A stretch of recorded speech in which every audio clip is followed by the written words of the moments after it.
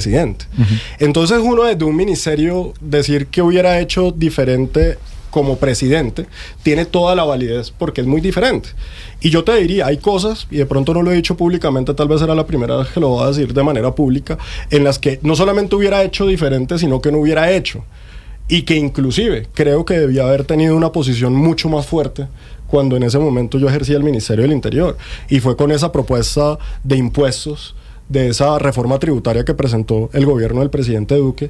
Primero porque era exagerada, segundo porque era innecesaria, tercero porque le daba a el petrismo un momento de afinidad con el ciudadano que o sea, no era petrista. Fue un autogol, dice usted. Pues digamos... Yo lo interpreto. Yo te diría una cosa, no fue un autogol. Fueron como 7 autogoles de un solo. Sí, o sea, además, no, y con fuera de lugar, con todo. O sea, un desastre. Es que creo que era innecesario y además se demostró que era innecesario. Se demostró que era innecesario porque si tú te das cuenta, la reforma tributaria, que era la ley de financiamiento, que se radicó después, fue mucho inferior a lo que se había propuesto. Fue muy diferente. Y yo creo que eso fue una gran equivocación de haber escuchado en ese momento la propuesta del ministro Carrasquilla y de no haber tenido la posición de entender que el país no estaba en eso. Que el país no estaba en eso. Incluso me acuerdo que Uribe publicó una columna en El Tiempo criticando muchísimo a Carrasquilla y acá decíamos, bueno, el urismo está completamente dividido y al final Uribe, pues con su experiencia terminó liendo, siento yo, lo que pasó. Sí, es que yo creo que este tema de las reformas tributarias, a veces los técnicos se les olvida que al que le están poniendo el impuesto es a un ciudadano, que al que le están quitando la plata del bolsillo es a un ciudadano. Ahora, lo que es absolutamente increíble... O sea, faltó tacto político. Yo creo que ver un poquitico más el impacto. Es que veníamos de una pandemia, la ciudadanía estaba frustrada, la ciudadanía estaba cansada, había mucha incertidumbre y definitivamente no era el momento ni político ni económico para traer una propuesta de esas. Ahora, precandidato Palacios, hablando de plata... No te escucho. Ahí le está hablando Oscar Montes desde Barranquilla. Oscar, ¿cómo estás? Muy bien, muchas gracias, le mando un abrazo. Mire, hablando de plata, hablando de recursos, este tema de meterse en la campaña como precandidato por firmas, obviamente que es un grito de independencia con respecto a los partidos, pero también se requieren recursos. La recolección de firmas demanda buenos recursos, demanda plata. En el caso suyo, en el caso de su campaña, de su candidatura, estos recursos, ¿cómo los obtiene? ¿Cómo los está gestionando? ¿Cómo se hace para que las personas, los votantes, sepan exactamente de este candidato al que yo voy a respaldar, de dónde se está financiando, de dónde está financiando su campaña? En el caso suyo, ¿qué le puede decir a los potenciales electores? Bueno, Oscar, esa pregunta que tú haces yo creo que es muy importante. ¿Qué te puedo afirmar categóricamente? Que no tengo billonarios apoyándome, ni dueños de bancos. En ese momento eso es una campaña absolutamente independiente. ¿Pero quiénes sí lo están apoyando? Ya voy para allá. En donde la hemos venido haciendo con un grupo muy pequeño y tal vez en algún periodista me preguntaba el otro día, oiga, pero esos videos que usted está sacando son una producción gigante. Ahora eso usted debe tener, mejor dicho, una cosa gigante. Y no, hoy la maravilla de la tecnología y de estar bien rodeado con un buen equipo le permite a uno hacer cosas impactantes, diferentes y lo hemos hecho. Y hoy la verdad es que hemos tenido una campaña bastante austera, tenemos un equipo bastante pequeño, pero muy preparado y hemos venido contando en este momento inicial con más que todo un apoyo familiar de lo que la familia ha querido aportar a esa causa y esperamos pues a medida de que la campaña avance que muchos colombianos que creen en eso les dé por hacer algún tipo de aportecito. Venga. Para ver si podemos tener una campaña cada día más robusta. Precandidato Palacios, mire, para los que están conectados es que a nosotros también nos llamó la atención el video porque se veía muy elaborado, eso parecía una película y todo, obviamente con el tema de seguridad total, por eso decíamos, bueno, yo creo que sí es un poquito más derecha porque la apunta duro a la seguridad, casi que mano firme, corazón grande. Pero es que mira, yo creo que hoy como colombianos tenemos que entender algo. Si nosotros no tenemos seguridad, es muy difícil que cualquier otra cosa avance. Yo he dicho que estos 5 enemigos que hemos hablado, que son la guerrilla, la criminalidad, la corrupción, el populismo, el narcotráfico, son como un muro. Eso es como un muro que no permite que Colombia avance. Y si bien son problemas históricos que hemos tenido, ese muro no permite que avancemos a nuestro potencial. Si nosotros derribamos ese muro, Colombia va a poder avanzar. Y en eso la seguridad es absolutamente importante. Porque tú qué haces... Mira este tema tan difícil. Una persona trabaja, se esfuerza para poder tener un buen salario, un buen empleo. y van y le roban el celular y ahí se le va a mitad del salario, porque entonces toca ir a comprar otro celular, o van y le roban el computador, o van y le envenenan al niño con droga yendo al colegio, o no permite, mira lo que pasa hoy, el ELN en la vía panamericana, el ELN en Buenaventura, no permitiendo el tránsito. Quiere decir, la seguridad nos permite disfrutar todos los derechos y permite que Colombia avance porque genera confianza en el país, genera tranquilidad, y por eso, sin duda alguna, para rescatar a Colombia, lo primero que debemos hacer es rescatar la seguridad. Precandidato Palacios, usted viene de un partido que es el Centro Democrático y hace unos minutos usted nos decía pues que esta proliferación de candidatos pues es pluralismo y que eso habla bien de la democracia, pero si habla bien de la democracia, ¿qué nos dice de los partidos? ¿Qué está pasando con los partidos políticos? ¿Qué nos dice esto de que, por ejemplo, una persona como usted que dice que empezó con el presidente Uribe y que está tan cercano a lo que es el Centro Democrático, que fue su origen, ¿qué nos dice de los partidos? Pues mira, yo te diría lo siguiente, si algo aprendí yo en el Ministerio del Interior, en el paso por el Ministerio del Interior, es que para poder lograr las cosas hay que sumar para avanzar, hay que tener capacidad de diálogo, hay que tener capacidad de concertación, hay que tener capacidad de sumar inclusive al que piensa diferente. Y yo siento, y te lo digo con toda la honestidad, que a veces pertenecer a un partido, y sobre todo en la situación que el país se encuentra hoy, genera unos sectarismos que son inconvenientes para poder generar una gran coalición para gobernar. Y entonces cuando queda uno atrapado en un sector, si habla con el otro, entonces ese sector lo critica.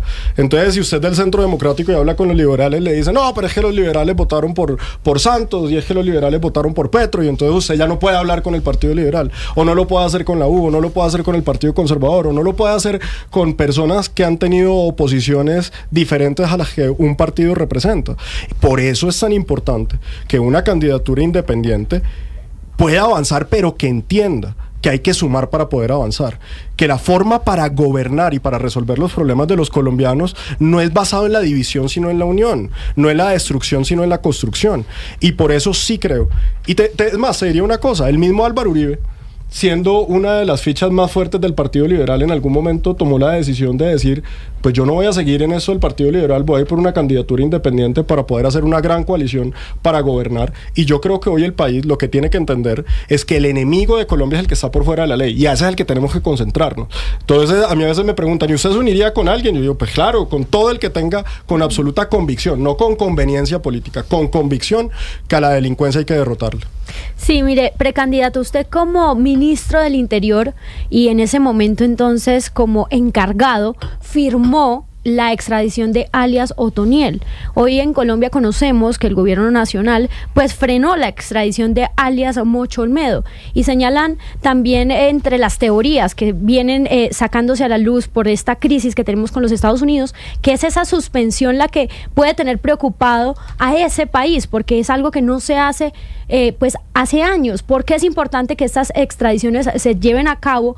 ¿Qué consecuencias trae que se haya suspendido la de alias Mocho Olmedo? ¿Y cómo fue entonces pues extraditar tantas personas? Entiendo que usted incluso quedó amenazado por alias Otoniel cuando salió de Colombia, que entiendo fue una extradición que usted sufrió porque tuvo muchos capítulos. Pues mira, lo que tú mencionas yo creo que hace parte de lo que como país tenemos que decidir en el 26. O vamos a seguir en un país que le da beneficios a los delincuentes, que les da tratamiento preferencial, que los justifica e inclusive los enaltece, como hemos visto que hizo Gustavo Petro en Medellín, en donde ya ni siquiera les dice delincuentes, sino ahora les dice personas en proceso de rehabilitación. Hágame el favor. Entonces una persona condenada en la cárcel ya no es un delincuente, sino una persona en proceso de rehabilitación. Entonces, aquí tenemos que tener una decisión. O lo seguimos consintiendo y contemplando, o nos dedicamos a proteger al ciudadano honesto y trabajador. Y en ese sentido, cuando nosotros tuvimos la oportunidad, yo tuve el deber de extraditar a más de 110 narcotraficantes a Estados Unidos como ministro del Interior delegatario de funciones presidenciales. Y eso lo hicimos con una clara convicción, que el que la hace la tiene que pagar, que aquí no puede haber contemplaciones frente al delincuente. Y uno ve ahora a este gobierno que no le ha sido suficiente levantar órdenes de captura a los peores terroristas de este país. Es que al señor Iván Mordisco, a John Mechas, a todos los que están generando terror en el país, les han dado libre tránsito, han parado la acción ofensiva de la fuerza pública. Y cuando uno ve que ya llegamos hasta el punto de parar extradiciones, pues uno le comienza a generar una gran preocupación. Porque entonces sale el presidente ayer rasgándose las vestiduras, que además algo que me impresiona es que el presidente lleva como 4 años diciendo que lo van a matar, pero la realidad es que el único que está luchando por su vida hoy es un miembro de la oposición, que fue el que le pegaron un disparo en la cabeza, no al presidente. Y entonces uno ve esa situación hoy y dice, ¿hasta dónde vamos a llegar? Ya están parando las extradiciones. Y sale y dice además que es que él está luchando contra el narcotráfico. Y la forma de luchar contra el narcotráfico es parar las extradiciones. Tiene una forma muy curiosa de luchar contra el narcotráfico el presidente de la República. El mensaje de nosotros es claro. Aquí, los delincuentes o se someten o los sometemos. No existe un camino medio, porque siempre preguntan, ¿y usted va a tener procesos de paz? ¿Y usted va a dialogar? Hombre, aquí el diálogo está partiendo del punto de que se someta, de que no reciba toda la capacidad, toda la autoridad y el poderío de la fuerza pública, pero no en cambiar la legislación. Ahí le va a hablar Hugo Mario desde Cali. Sí, ¿cómo cree usted, doctor Palacios, que el próximo presidente va a recibir el país en materia económica? Y usted, ¿qué plantearía pues ante el déficit fiscal, si es necesaria otra reforma tributaria? O sea, ¿cómo tendría que afrontarse esto a futuro? O sea, ¿cómo va a arreglar el chicharrón económico que queda después de este gobierno? Mira, lo que ha sido estos 3 años en materia económica y en déficit fiscal es una cosa que es realmente absurda. Petro ha logrado incrementar el déficit fiscal más que una pandemia, y eso pensaría uno que es casi que imposible. Pero el derroche de ese gobierno ha sido una cosa absurda. El Ministerio de la Igualdad nos vale 1.8 billones de pesos y ha servido para absolutamente nada. 8 billones de pesos se han gastado en gasto burocrático. Entonces yo te diría, ante la pregunta de manera muy clara, muy contundente, cualquier reforma tributaria que presenten en mi gobierno es para bajarle los impuestos a los ciudadanos, no para subírselos. Porque es que aquí casi incendian un país por una reforma tributaria y lo que salieron fue a meter más reformas tributarias. Salieron a decir que iban a incendiar un país por una supuesta alza a la gasolina y lo que han hecho es subir la gasolina. Entonces, con claridad, reforma tributaria, pero para generar una baja a la carga tributaria. Pero para eso toca bajar el gasto. Y para eso, muy bien, Sebastián, porque es que ese es el punto. Lo que uno no puede seguir manejando el Estado. Imagínate uno manejando la familia como están manejando el Estado. Entonces, vamos a poner aquí el ejemplo que Sebastián se gana 5 millones de pesos. Que creería que es un poquitico más, pero bueno, vamos a decir 5 millones de pesos. 5 millones de pesos se gana Sebastián. Pero Sebastián le gusta la vida suntuosa y entonces él llega a la casa y gasta como si recibiera 20 millones de pesos. Y entonces la forma de Sebastián no es dejar de gastar 20 millones de pesos, sino que a los que viven con él les comienza a cargar más plata. No, ustedes tienen que aportar más. Ustedes tienen que aportar más. Tengo que salir a pedir créditos para poder seguir viviendo en una vida de 20 millones de pesos, cuando no tiene cómo. El Estado colombiano lo que está haciendo, en vez de decir, oiga, tengo menos ingresos, lo que tengo es que apretarme el cinturón, dejar de gastar en donde no debo, dejar de derrochar recursos, lo que hace es pedirle más plata al ciudadano. Claro. Y eso está absolutamente equivocado. Por eso aquí hay que salir a hacer unos cortes muy grandes. Yo creo que hay que eliminar como mínimo 5 ministerios. Hay que bajar el derroche de burocracia. Es que nosotros nos estamos gastando 8 billones de pesos. Y te digo algo, entonces a mí me dicen, oiga, ¿y usted va a hacer una política de seguridad y dónde va a meter a los presos? Y yo les digo, ¿usted sabe cuánto costó la cárcel que construyó Bukele en El Salvador? 300 millones de dólares. Esos son más o menos 1.3 billones de pesos mal contados. Solamente con eliminar el Ministerio de la Igualdad construimos la primera.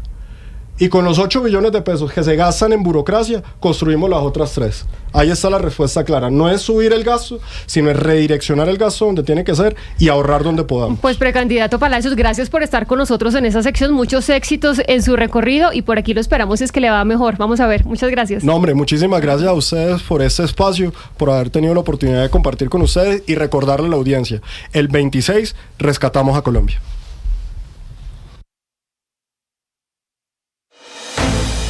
En Mañanas Blue, Patos al Agua. Oiga, David, y nos estaba hablando el precandidato, pues